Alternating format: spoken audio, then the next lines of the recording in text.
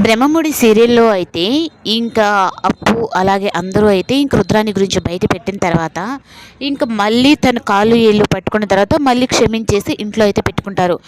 ఎన్ని సార్లు తను తప్పు చేసినా ప మళ్ళీ తన బుద్ధి వంకర అన్నట్టుగా మళ్ళీ అయితే ఇప్పుడు పెద్ద స్కెచ్ ఏస్తుంది. ఒక్కరిని, ఇద్దరిని కాదు మొత్తం కుటుంబాన్నే లేపేయాలని. ఈ లోపల రుద్రాని కూతురైతే కావ్యరాజు మాట్లాడుకున్న మాటలన్నీ వినేసైతే, అమ్మ వాళ్ళందరూ శ్రీశైలం వెళ్తున్నారు. ఇది ఈ ప్రాజెక్ట్ అయిపోయిన తర్వాతంట అందరూ వాళ్ళు వెళ్తారు అంటే, ఇంత మంచి గుడ్ న్యూస్ని ఇంత నాన్చుగా చెప్తావేంటి నువ్వు? ఒకేసారి అందరూ కైలాసానికి వెళ్ళేటట్టు మనం ప్లాన్ చేద్దాం అనేటప్పటికి, అయ్యో అమ్మ నాకు ఈ ఐడియానే రాలేదు. మనం ఆ అనాథాశ్రమము ఓకే అయిపోయిన తర్వాత వాళ్ళు సాయంత్రమే బయలుదేరుతారంట అని చెప్పని అనేటప్పటికి రాజు కావ్య అయితే ఇద్దరు మాట్లాడుకుంటారు.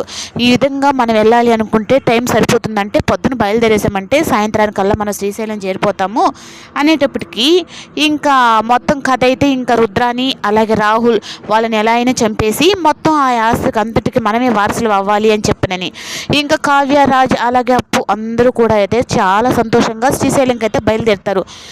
రాహులు అలాగే రుద్రాని వీళ్ళు మాత్రమే ఇంటికాడ ఉంటారనమాట.